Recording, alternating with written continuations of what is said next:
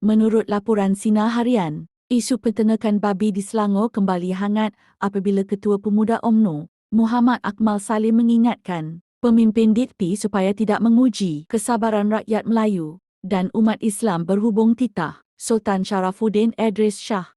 Jangan uji kesabaran rakyat. Itu amaran tegas Ketua Pemuda UMNO, Datuk Dr. Muhammad Akmal Saleh kepada pemimpin DAP susulan polemik isu penternakan babi di Selangor.